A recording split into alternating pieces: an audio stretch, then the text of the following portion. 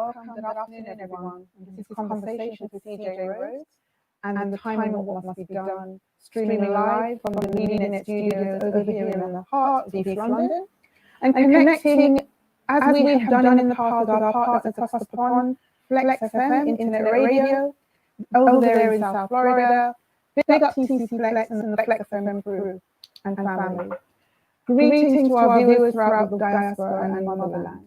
We're wishing you, all the fathers out there, a happy Father's Day. And I just want to say a little prayer for you all, to all the fathers across the diaspora, in Africa, all the fathers throughout the world. We wish that the blessings of the Most High be with each and every one of you, and may you be showered with the light of truth, wisdom, love, health, and sustained prosperity.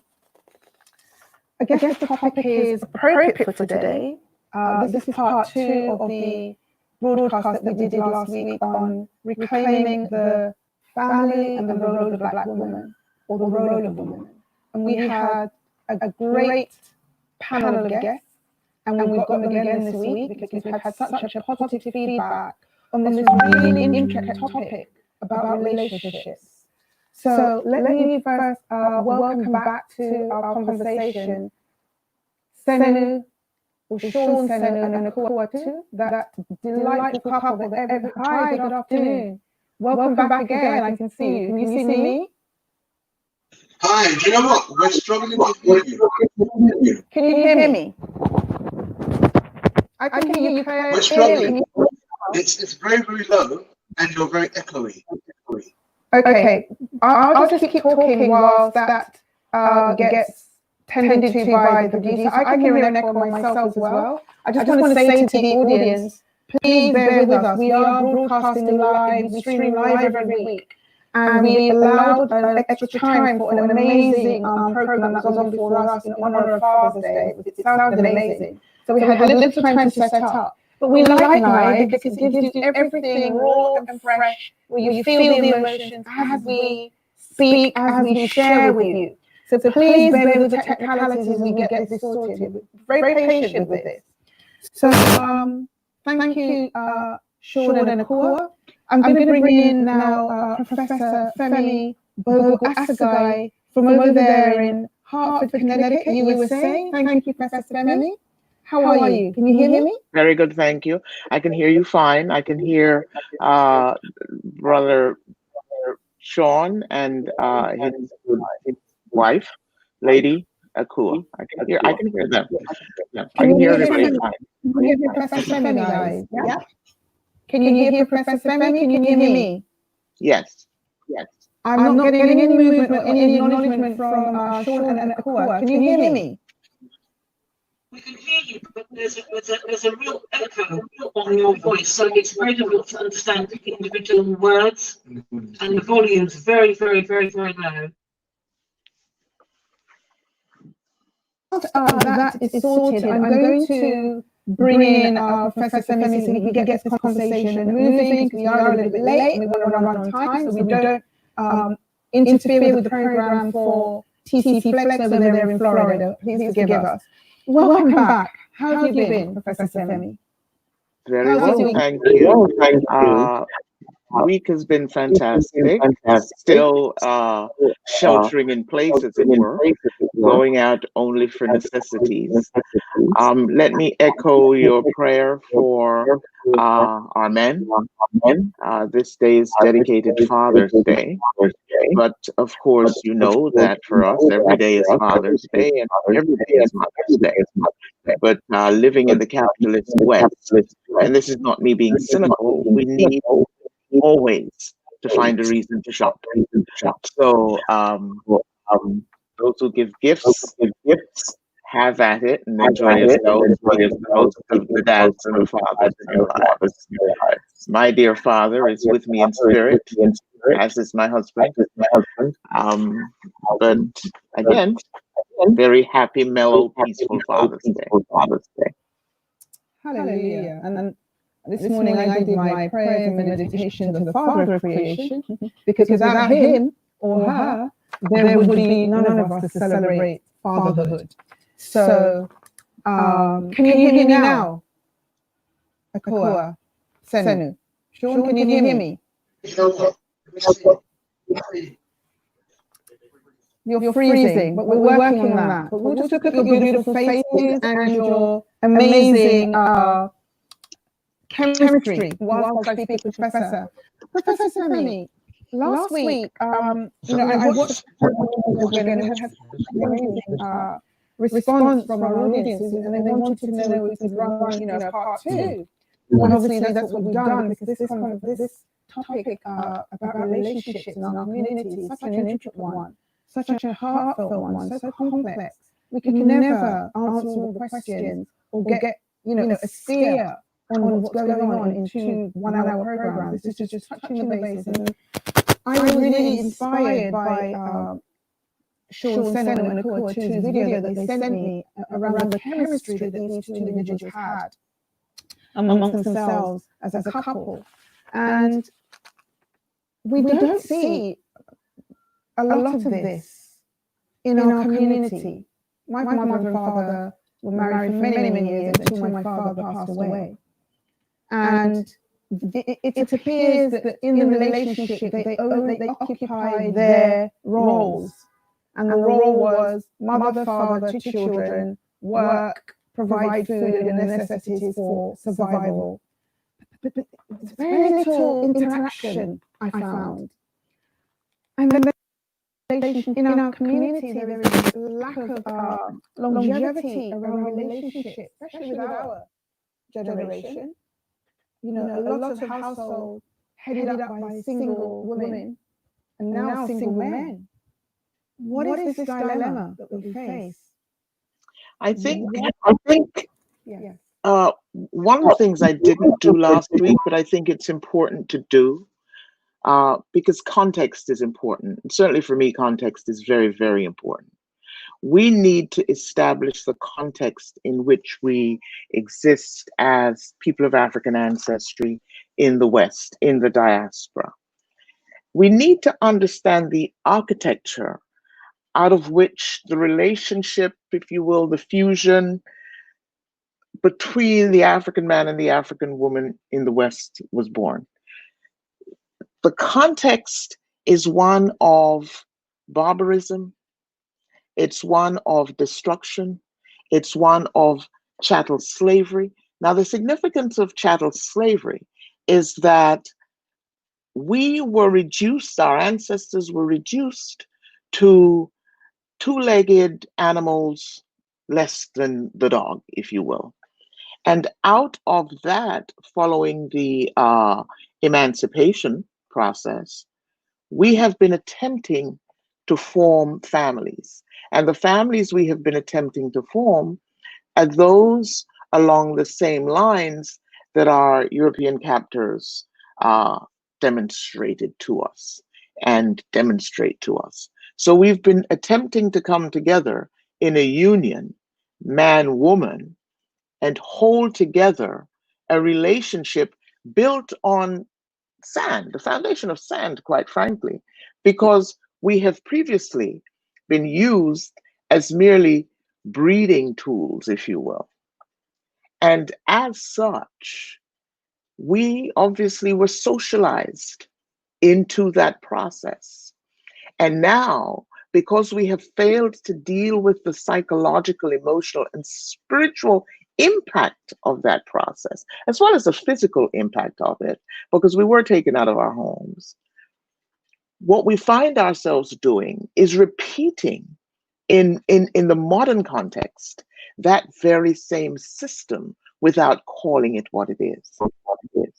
And we absolutely need to do the personal work that is necessary for us to go through the cathartic process of dealing with the truth that another group of humans subjected us, human beings, to what we were subjected to, and that violated us. And it violated us in such a way that healing is necessary. Now, if you recall last week, both Sister Akua and Brother Senu spoke about their journey somewhat. and we're able to find each other and end up in a similar vibration in terms of their spiritual connection. The chemistry that you talk about is a spiritual one. It is not a physical, sexual one. We continue to operate and function in a sexual way.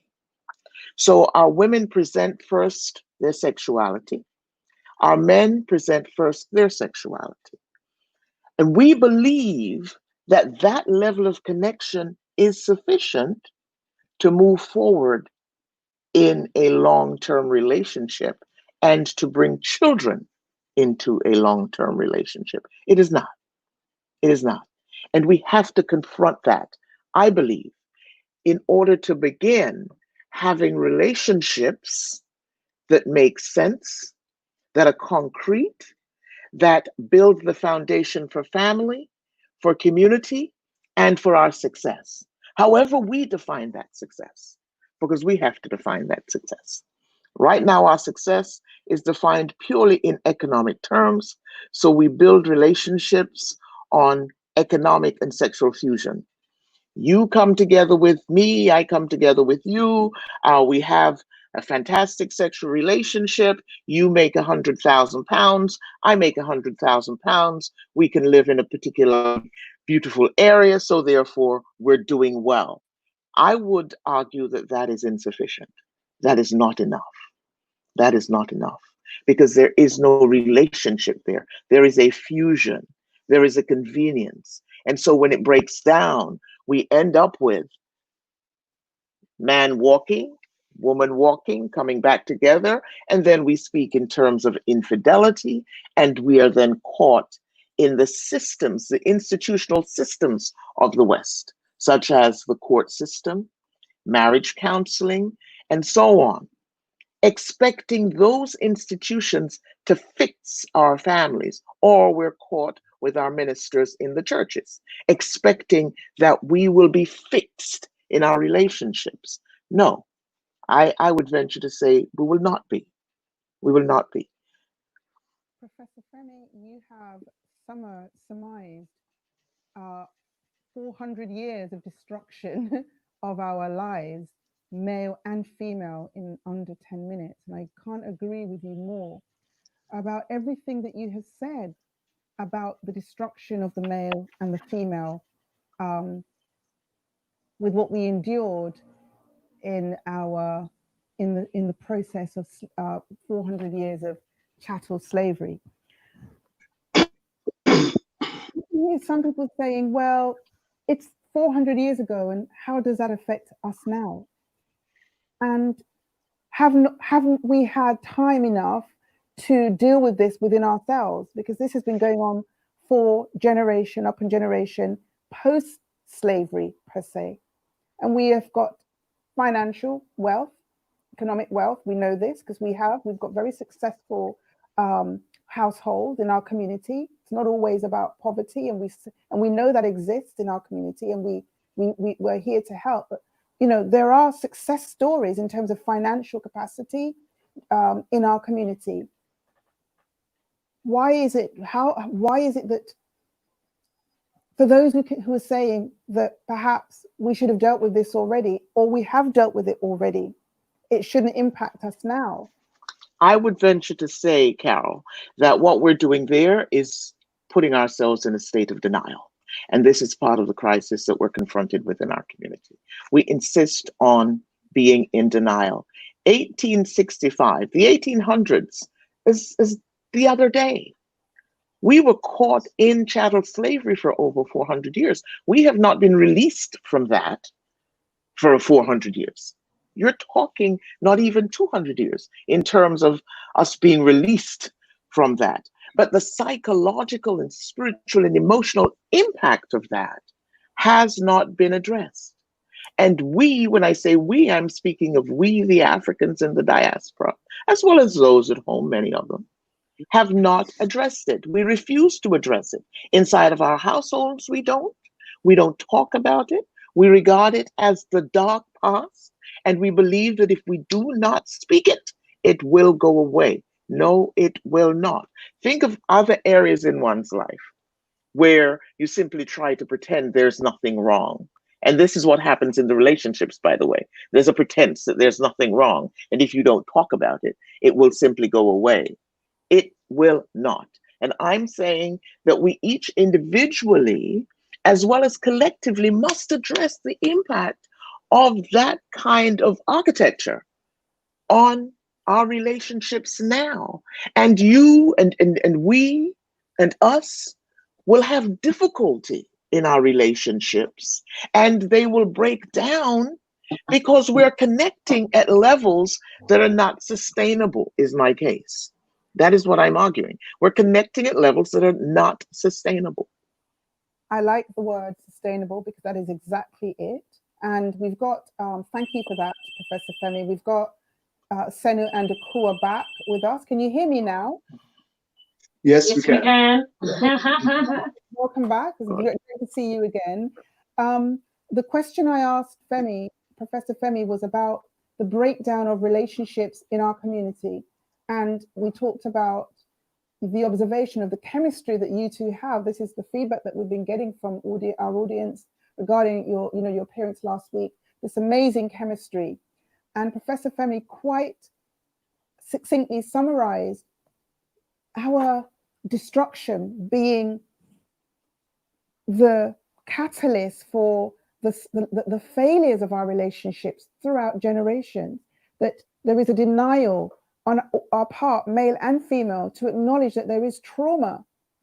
And that trauma has come from what we endured through the slavery process. I hate to use the term, but I want to just say that we were enslaved people. We were not slaves. We were great men and women. We were great builders, architects, scientists, mathematicians, singers, poets, when we were enslaved and taken on a westerly course in a land with our enemies, and we were strangers in that land for 400 years. Professor Femi talked about the fact that we don't address spiritually, and I think this is the issue. We've not given any spiritual attention to this demise. And I know when we spoke last week, you both said that you spend time reflecting on each other's weaknesses and praying as much as you can to identify your weaknesses and come together. Do you believe that the basis for a relationship based on longevity is spiritual from your experience? That's to Sean and Akua. I would say I would say yes. But then what I also say is that it's important that we can you hear me? I can just hear you. Yeah. Okay. It's important that hello? Yes? Okay. I think it's very much a Western thing to separate out all things. So there's spiritual and there's physical and there's mental, yeah? And I think that that's a mistake. I think the spiritual has to be involved, but it's all one continuum. And it should all be in the mix, basically. So there's no separation of these things. But I believe that we were destroyed. That destruction took on all the forms in terms of, I think, mental, physical, and spiritual. And in order to build ourselves back up so that we can function effectively, I do believe that all of those areas need to be worked on. And in order to do that, I believe, as Africans in the Western Hemisphere, I believe that in order to do that, we have to pull ourselves out of that system and be able to analyze that system objectively from outside and see a lot of things that are considered to be normal or the norm within this society. That has been judged to the one that we need to have. So therefore, we need to be able to look at things afresh, and be able to analyze it from our perspective as African people, which does mean a lot of reconstruction of thought processes and of how we feel even about certain. We need to question everything, and then we can then move forward in a way that the system doesn't end up damaging us in the way that it is designed to. Because I don't personally believe that relationships are. I don't believe that this society works well with relationships. If you follow all the norms and trends and expectations of this society, I believe that relationships are very difficult to maintain. And as Black people, I think it's 100% more difficult to maintain, because the system itself actually encourages actions and behaviors that would actually destroy any form of strong, meaningful relationship. Carol. Absolutely. Yeah. Which is why it's important to extricate yourself from that and understand that you're different from that. Just before Professor Femi, you mentioned taking ourselves away. I mean, we're physically living in a land that's not ours, amongst a system that we do not have any input in, and if it is, it's totally diametrically opposed from our indigenous, endemic systems, spiritual systems, economic systems that we're used to, or that's in our DNA or our ancestry. And in order to give a people structure, you have to define the ancestry. So when you talk about the moving away, are you talking about a spiritual moving away?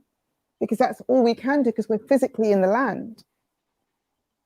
We're physically here, but we can be in it, but not of it, so to speak. So it's about understanding what it is. And unfortunately, we have to analyze everything. Absolutely. To be successful. People that are of the society, they just go with the flow, with whatever the society deems to be the thing to do. There is almost a natural going with the flow. I think that for us, we can't afford to do that.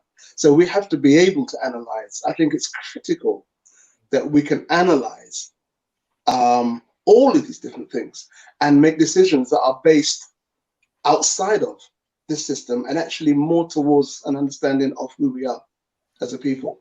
And this is about identity. Professor Femi, I know you're waiting to come in. What would you say on that?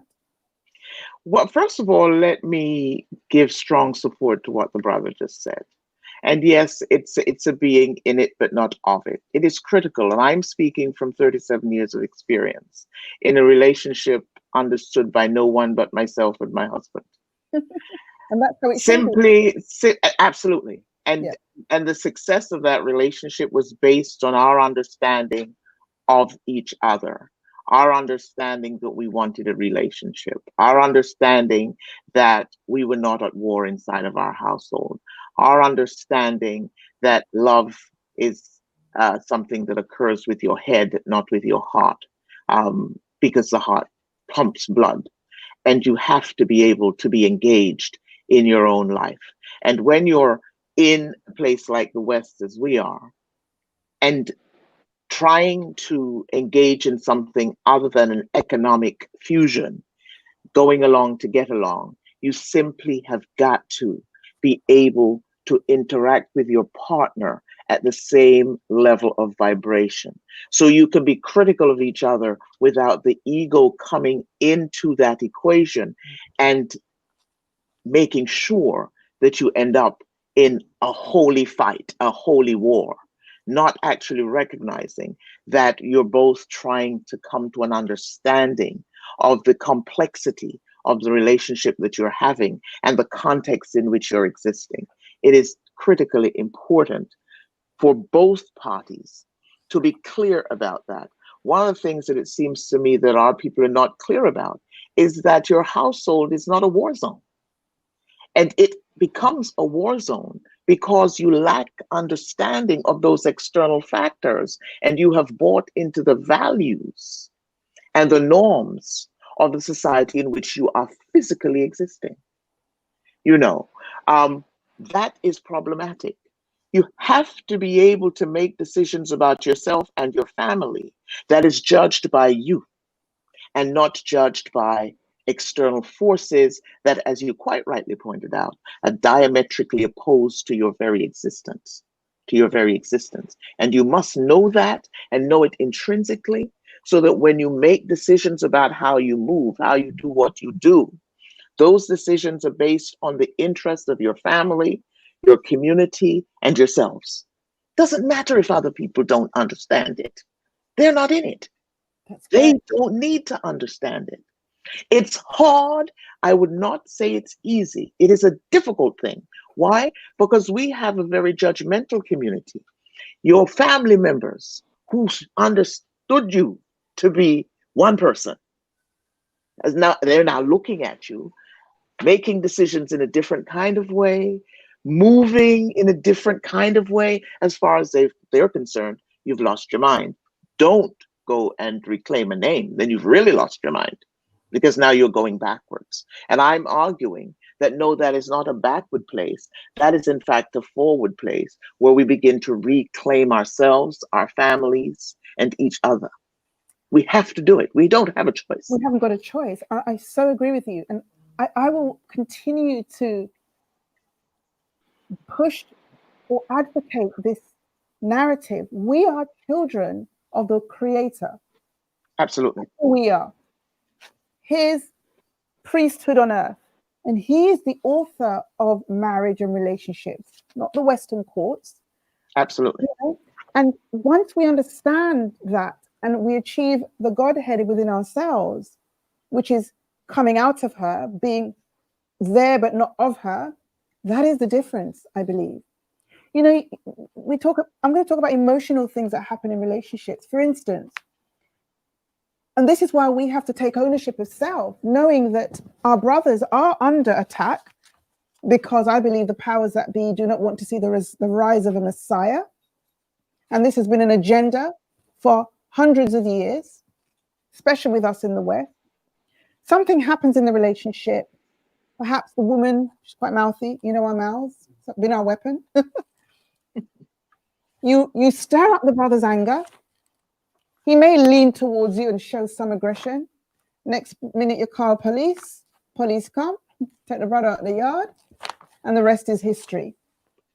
This is about us taking ownership for our emotions and understanding that we're here to protect one another. And I like the bit what you said, Professor Femi, about the relationship being about you two. When you in your marriage, we had an understanding that nobody else could understand, but we made the decision that we have an understanding, we've chosen to be together, this is our relationship. That's what it's about. Oftentimes, as women, we ring our friends who are oftentimes not in relationships, giving us wrong advice about what we should do about that partner, because you're looking for support, you're going to the wrong person for support, oftentimes a single woman. Really, it's about communication, is it not, Sister Akua?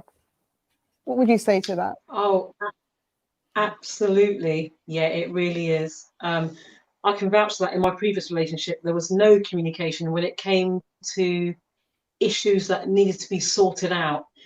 And so those issues just accumulated to the point that they went outside of the relationship to resolve an issue which ended the relationship. So rather than coming to me about it, there was levels of deceit. So that in itself created more of an issue in the relationship. So that was the end of that. So yeah, communication is key. That was something that I really would have liked in my previous relationships, but as I said, with Sean, he's a good communicator. So it gives you the opportunity to actually express things how you always like to express them, because he's open to communicating, and that's something that we've always pressed upon. Talk, isn't it? No matter how bad it may seem, I mean, I struggled in the beginning in terms of communicating because I didn't have that in my other relationships. So I've kind of I'm getting used to being a bit more open and free. And that is so important. You know, into bringing other people, other elements into our relationship, other forces that do not actually understand the dynamics of our relationship only creates confusion. And in our ancient times, we had the role of the woman was quite important in terms of helping to teach other younger women how to be good wives, how to be mothers. So if there was dispute in the relationship, we had individuals that were of a higher spiritual nature, experience that we could go to, not the police, with all good intent, not our friends, who are sometimes quite bitter about previous relationships themselves. I've done it. I've gone to my friends because we had no one else to go to. And I would give praises to the Most High. I've got some very wise friends who we give each other, I believe, beautiful counsel. So I'm thankful for that. How can we start, Professor Femi, to take ownership of our problems? We start with honesty. Sorry? We start by being honest about what we're feeling, what we're experiencing at any given time. We just simply are not honest. The level of dishonesty in our community, and I'll have to say there in England where you are, here in the United States as well, is horrific. It is horrific. We get offended. Our egos drive everything that we do. Yeah. We have to step back. We have to step back, and it's worse when you're a younger person, but it is horrific to see older people. What do I mean by older? I mean people who are over 40 or over 50, let's say, who are engaged in some of the kind of vitriol and bad feelings around relationships than they are. We've heard the term, it takes two to tango. You hear that all the time, right? But at the end of the day, if you're not willing to look, to reflect, and to examine your own issues related to what you're feeling and what you're projecting in the relationship, or what you're expecting the other person to do in terms of filling you up, then it's unlikely that's going to be a successful relationship. You don't have two halves coming together. You have two whole people coming together. That is very, very critical. You can't have two halves, right? Because when you become parents, you're not going to be able to do what I think is the critical role of the parent, which is to protect the spirit of your children until they can protect it themselves. Protect the spirit of your children until they can protect it themselves. And we all know, those of us who are parents, the minute the child is born, you can see the spirit, the character, the everything, the personality of that child right there. So we have to take personal responsibility is what I'm saying. Yes, I wanted to just read a comment that's popped up on the screen from Janet Dunkley, who said, "Thank you, Sean and Femi, for stating this so clearly. We must realize we are products of abuse, so we're operating from a very dysfunctional place. It's time for us to face the truth." Oh, praises be to Allah. Time for us to face the truth. Absolutely. There's so much we can say, but Brother Senu, Sean Senu, I love the interaction with, every time Sister Akua speaks, she puts her hand on your chest, and what I see is comfort. She feels secure. And you said that before, this is reflecting on last week, that before you went, after your failed relationships and you went into this one, you did a lot of soul searching in order for you to establish what it is that you want to leave behind as a man, as a father, as a husband or partner. Because you're a husband. A husband man is a protector, and that doesn't need a piece of paper to authenticate it. You don't need a paper from the church to authenticate your role as a husbandman. Absolutely. But oftentimes, and it's quite prevalent in our communities because you see it, because we have a lack of successful relationships. The black man is not ready to commit to one woman or be truthful. He is not ready to commit or be truthful. And you may have put that question to Brother Sinu, but let me jump in here. Because we as women do not hold their feet to the fire. And by that, I do not mean berating him. I do not mean going after his soul. What I'm saying is, if you're in a relationship that purports to be a committed relationship, there must be a basis upon which you have committed together. There has to be some basis. It can't just be, well, we're together. What is the reason? And that reason has to be the foundation. And you bring that man back to that foundation. Okay? But again, I am having this conversation within the context of understanding that we're talking about damaged people. We're talking about damaged people. And we first have to acknowledge that. If we don't acknowledge that, because everybody wants to be perfect, I'm just so perfect. No, we're living behind enemy lines. And what we're trying to do is to make ourselves into perfect people, to pretend as though we can be as good as, if not better than, the white people who we have established to the standard bearers. Now that level of dishonesty and nonsense has to go, is what I'm saying. You know, and if you're trying to relate to another human being and they don't have that kind of understanding of the dynamics of what's out here, there's no relationship that's going to occur. There may be some sex, but that's it. And you need to accept that and leave it alone, you know, because the kind of madness that I see in this country in particular, we've got more black men locked up in jails in this country for failing to pay child support than anywhere else on the planet, I'm quite sure. Now, how is the state system going to resolve that huge issue that exists in our community? Because those brothers, there are men I know who have said, I will sit in jail. You will never get a penny. How does that work? How does that work? And we have to resolve that. And that, I think, I'm going to put this over to, and thank you for that. This is a whole new topic. Sean said it. Is it?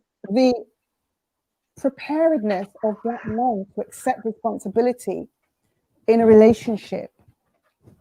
If one has failed, do you do the self-searching, or do you just think, you know, to hell with it, I'm just going to go out and be a playboy, which is what we see, you know? Because we allow them to be playboys. Because we allow. But yes, yes, there's a lot of ownership here. We've got to own our stuff, women. But I don't believe we're always at fault. I think, we won't go into what I think. So, Brother Sean. I don't believe that men should be held to a particular standard. I think that we are supposed to have that standard ourselves. And if you think about it, if a woman needs to hold a man to a standard, then that isn't coming from him. Is that something that's sustainable? Yeah.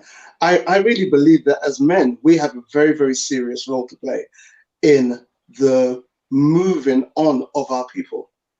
It's not discussed very often, but I believe that as the men, we have to have a very, very clearly delineated line that separates childhood from adulthood.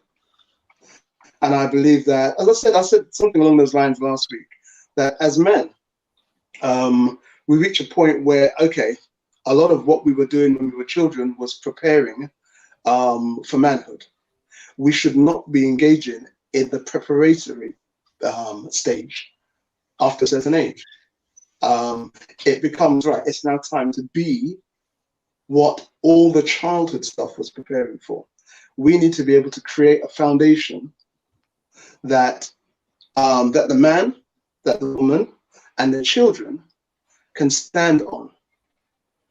A safe foundation, a secure foundation that they can stand on, that we can all stand on and move forward. And I believe that that is very much our role as the black man.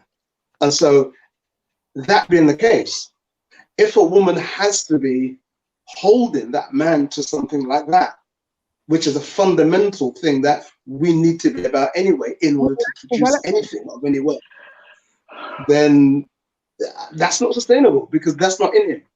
Yeah, but I believe that it has to come from the man, and that's where the self-analysis comes in, and you can't get there through not understanding history, through not understanding all the things that Sister Femi was talking about, in terms of where we've come from and where we are going to. Once we can be able to get that level of continuity in our minds, then it becomes clear what our role is. But then once that's clear, we don't need anybody to hold us to anything. Definitely not to that. I think we should hold each other to things, but that is a very fundamental thing that I think we should already have in place before we get into any sort of relationship. Brother Seno, what you're talking about is critical because you're talking about rites of passage. And these this is a fundamental piece of what is missing from many families, our families, but we need to do that. I know that there were some programs in England, certainly before I left there, we had rites of passage programs. There were lots of those programs here in the United States. But it's critical the way that those are structured.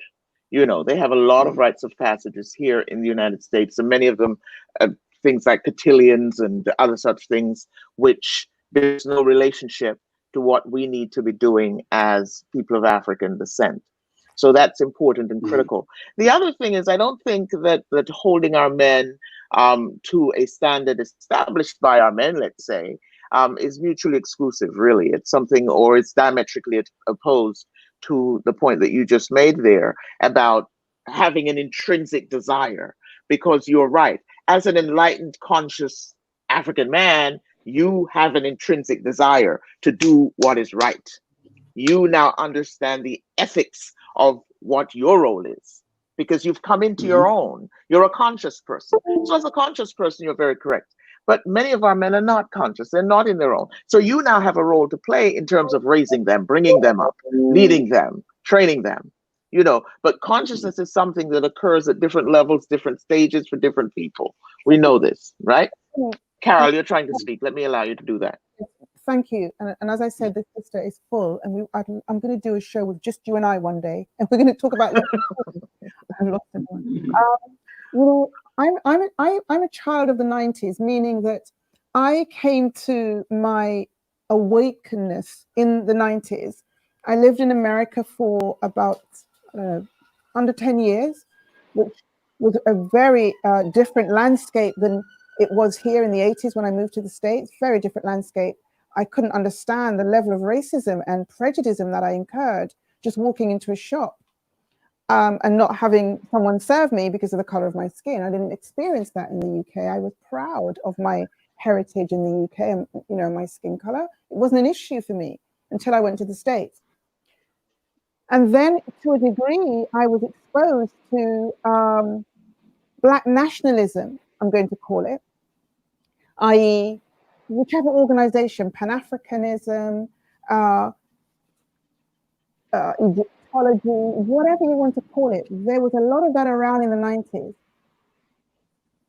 We were all somewhat spiritualized, informed. We belonged to an organization. We did all of this. We marched, we protested.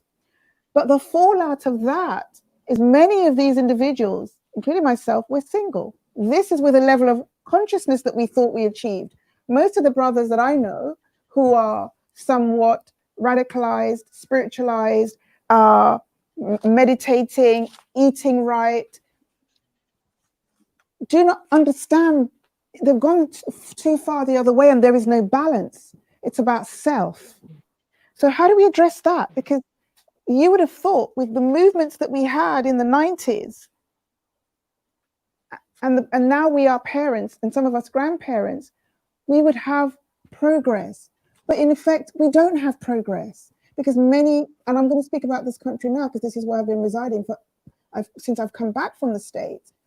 And many of our great brothers and great sisters are single. Carol. Going through that rites of passage. Listen, Carol, one of the things we also have to deal with is the issue of power, how we feel. Powerlessness is a real issue, and it is something that we do not talk about. But one of the ways in which we deal with it, you're seeing it right in front of you there with Brother Senu and Sister Akua. They have come together as a couple who have found each other, right? And so one of the things that they're able to do, I don't have to ask them because I know this. They're able to communicate, they're able to talk, they're able to discuss, they're able to become even more intimate, because intimacy is not sex. Absolutely. Okay? And it gets better over time because there is so much to talk about. And it is so complex because we have gone through such a horrific, horrendous period and process. And we're coming out of families where silence has been the order of the day. We've just gone through kind of functioning at the basic level of food, clothing, and shelter.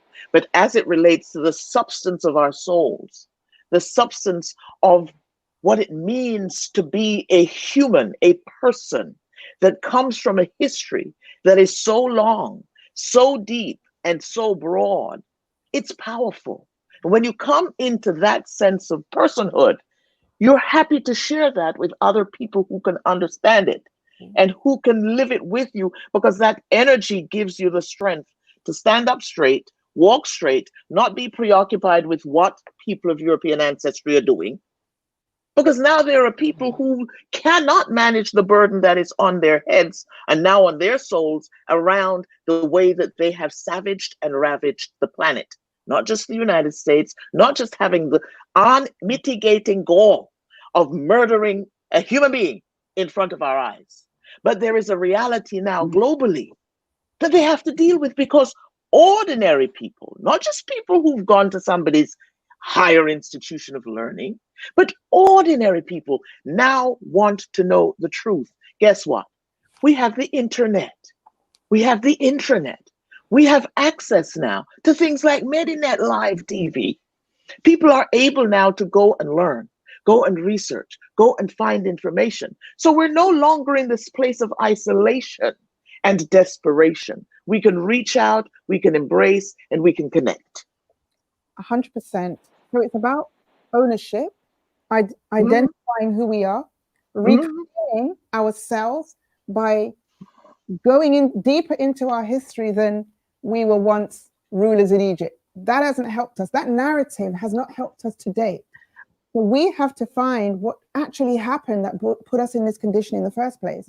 Because it just didn't happen overnight, and it's powerful being at the behest of another people all over the world. There's got to be a reason why, and it's for us to find out who we are and reclaim that self.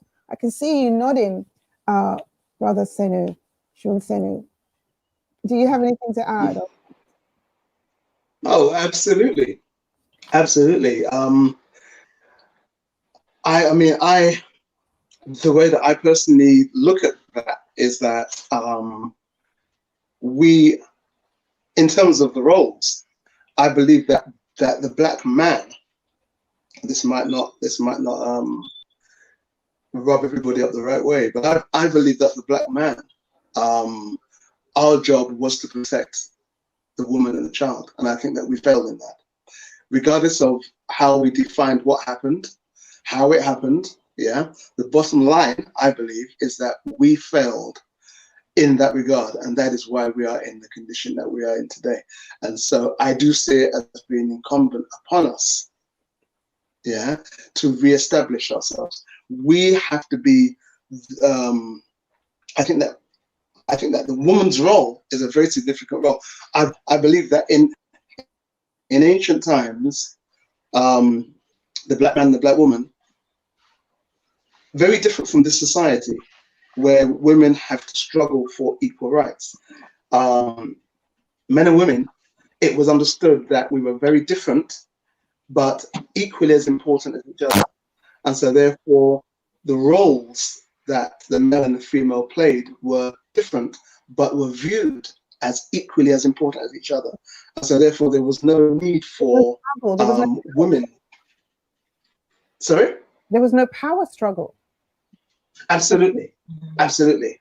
And so therefore the women did the things that apparently the women, for instance, in ancient Egypt, the women were better at trance work, going into meditation and bringing down information from the ether that would be used in order to build the society that we had then.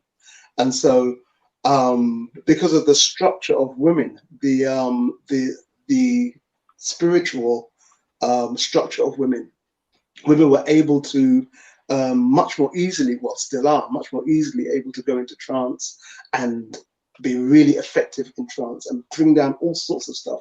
And the men would then have to listen to that information, take that information, and then do things with it, very much at the request of the woman, and under the direction of the woman.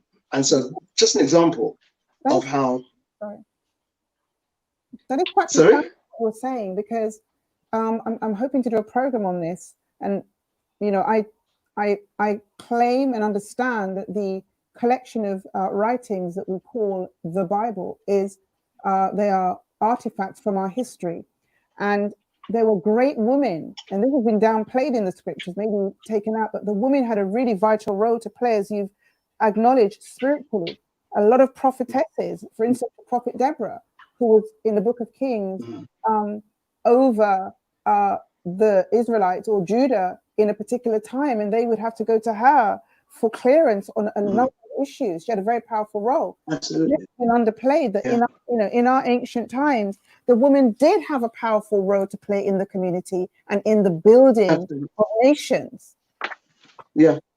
In this society, what's happened is you've got a list of important things, and the male has claimed the top, say, 10 important things, and has left the bottom 10 important things to women. And so the struggle has been one of women saying, well, we want some of those top things. And so therefore, the things that you get paid more money for, the things that are more prestigious. And so therefore, even though they may not be things that that gel well with the way a woman is made, in order for that balance to be achieved, you have women doing things that really have no business doing, that actually affect the physical being of a woman. You've got women doing boxing, you've got women doing things that, it's, when you understand, exactly, when you understand the physical nature of a man. This is part of a debate within the so-called modern women's context, because a friend of mine who was studying music, and they were doing an event, said he offered to help a sister carry a big speaker box, and she was offended because he offered to help her, and she felt that he offended her by demeaning her position as a woman. And I'm old school, guys. I don't want to lift a big old speaker box. And I would feel But the thing is, it's equating sameness with equality. Equality doesn't mean the same. Equality means that things are given the same weighting, but the nature of the things are completely different. But that seems to be lost in this society. Absolutely, westernized. Sister Femi, Professor Femi. I'm sorry, this is a whole nother discussion also. You know that, Carol, right? No, just two things, because I think time is of the essence here. One, in the West, we live in a patriarchal society given to us by our Judeo-Christian reality. What happened during the Constantine period is that women were removed from the equation altogether in order for the Bible and the teachings to be organized around the politics of the day. So we had, the Father, the Son, and the Holy Ghost, and women were simply removed and given a sub-role to play. And it has evolved into what it has over time, over the years. And hence we've kind of just fallen in to what has been established as patriarchy within the West. This is why it is so critical to come to know yourself. Know thyself is important. Absolutely. The other piece that is important to note here when we talk about women as receivers of the spirit, of the knowledge, of the wisdom, and going into prayer and meditation. That is, and today, still true. And the way that we receive information from the universe and the cosmos is through our heads. Our hair is not by accident frizzy. Our hair is called helix hair. And our hair serves as our antennas. Our antennas connect us to the universe and the cosmos. It is not an accident that we're the only group of people on the planet whose hair looks the way that it does. Wow. Okay? Because we connect spiritually to the cosmos. We are able to receive information, not just from the cosmos, but from others in our midst. This is extremely important. And for people who have an interest in this, you know, people who are into astrology and that kind of thing, or ancient Egyptian information, research this. Helix hair is the hair of the African. Every other group of people who have come from us, their hair grows straight down. And do you notice when our hair it hits the ground after it's been cut, it's got a magnetic force to it because it clumps together. It clumps together. All right. And so there's a reason for this. It's important when you know these things about yourself, then this notion of not having any self-worth goes away because you understand, just like we hear people say all day long, when you cut, I bleed and you bleed red. Yes, but the constitution of the blood is what is important. Everybody does not have. This is deep. Okay? Everybody does not have interferon, which is now produced synthetically, but we have that in our blood. No accident that in the United States, they separate black blood from white blood. Absolutely. Because it is needed and necessary for certain types of surgery. Yes. Okay. And so there's information that we need, we can have. It is there, it is available, but we have to first view the world through our own eyes. We have to look at the world through an African worldview. Absolutely. To do it any other way is to be dealing with somebody else's story, somebody else's history, somebody else's life. This is profound. Absolutely. We'd love to go in a bit more. We're running out of time. Thank you, Professor Femi. That is profound. We're going to go into this. I'm going to have you on again, as you know, because you've got too much for us to share. And the two of you, Sean, Senu, and Akua too. We've got to do this again. Sister Akua, what is the importance of forgiveness in a relationship? Because you must have had that. There must have been times when the brother totally rubbed you the wrong way in a serious way and you could have walked out. Or maybe it never happened like that for you two because you're such a perfect match. What is the role of forgiveness from the woman? Because that's our nature. We're nurturing. And the power to forgive is the essence of the Creator. And that is imbued in the woman. That's why the Ruach, the wisdom, is the woman. What has it been for you in terms of forgiveness? I think it's love. I think to see to understand why Sean gets upset about things, I think it's to come out of yourself and go into his world and view things from his perspective. And I think through doing that, I've done that quite a few times. It's understanding. I say to him, when we have our fallouts, I say, I know for a fact that we'll never split up because that declaration that Professor Femi talked about. I know that we could have a really serious disagreement, but I say to him, no matter what happens, I know that you're going to be here. I'm going to be here with you regardless, because he's rare, he's very, very rare. And I don't know. This is brilliant, She is too. It's love. It's love. It's love. It's respect. it's understanding where he's come from. It's understanding why he gets upset about certain things, and stepping back from what he's from the behavior, but to understand why. It's taking time to understand why certain things are said in a certain way, or the behavior in a certain way. It's knowing that it's how can I say it? It's knowing why are you here. It's hard for me to say it, but it's that confirmation between the two of you, and it takes to the topic, reclaiming the family, the role of the woman, and this really humility in the heart, humility for forgiveness, thank you, humility to step outside of yourself, to acknowledge the needs of the other person, in particularly your man. This is a very powerful role, woman.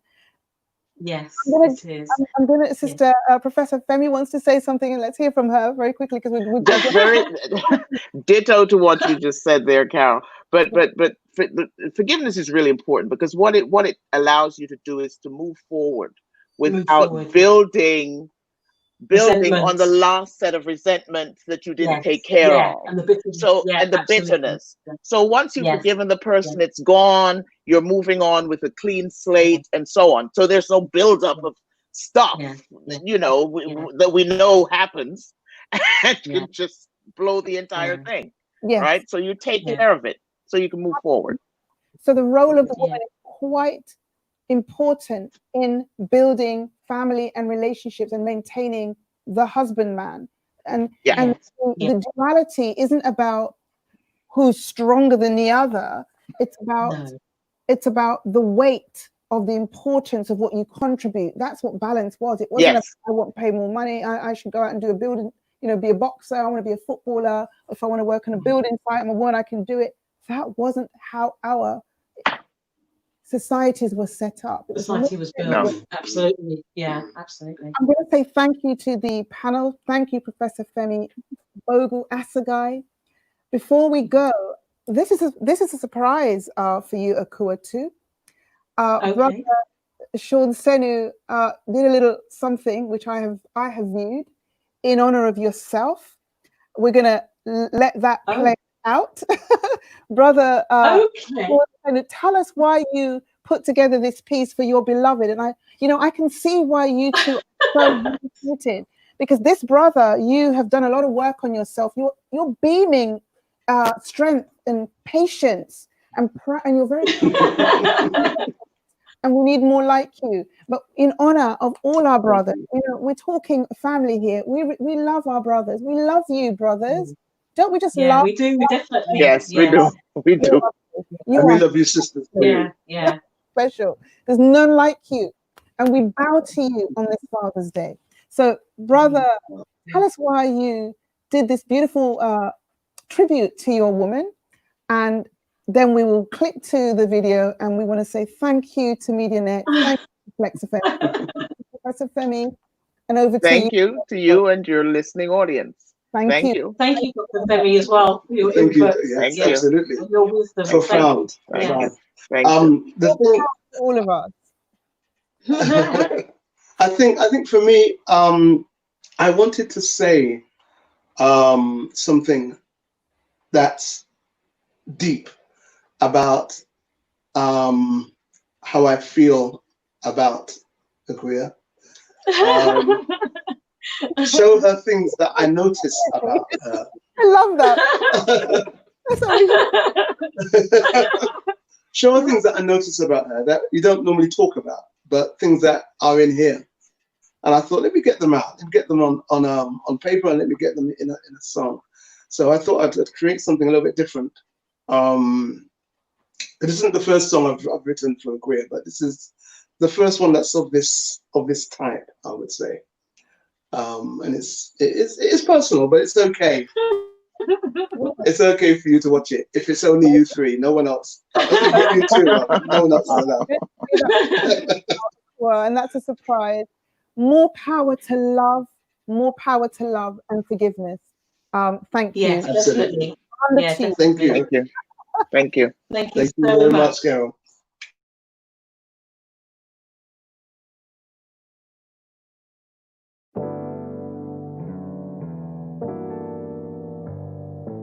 See, baby, just a few things I need to square with myself. I need to understand. Can you help me out? Finger cooking. Tell me some things wanna know. My curiosity won't let me go, so here we go. Why do you smile when you hear the birds singing in the early morning? And why do you sparkle just to see a new bud growing on a plant you planted? And why do you beam when you see the cloud formations on a Sunday eve? And why do sunsets make you gasp with awe and wonder? So tell me why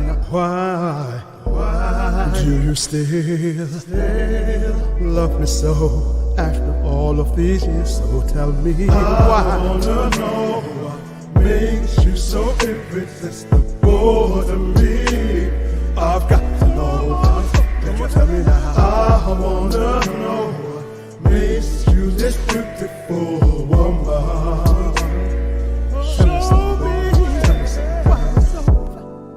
Why do you laugh when the fish get all excited when they see you coming? And why do you put others before yourself? Remember, take care of yourself, baby. And how do you write such beautiful songs? I've never heard nothing like them, baby.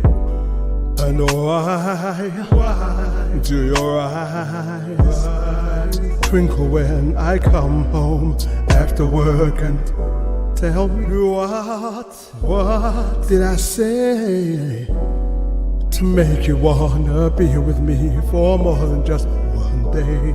And how do you feel when I tell you that I will never let you go? I wanna know what makes you so irresistible to me. I've got to know, baby. I wanna know what makes you this beautiful woman. Show me, what to know.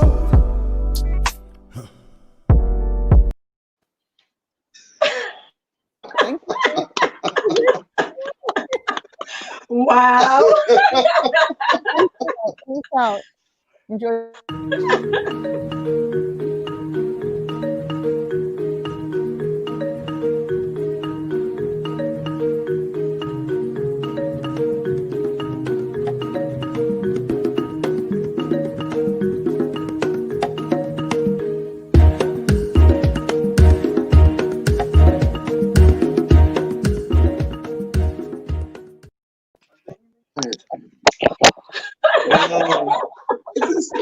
We still there? Yeah, we're still there. Yeah. Oh, wow.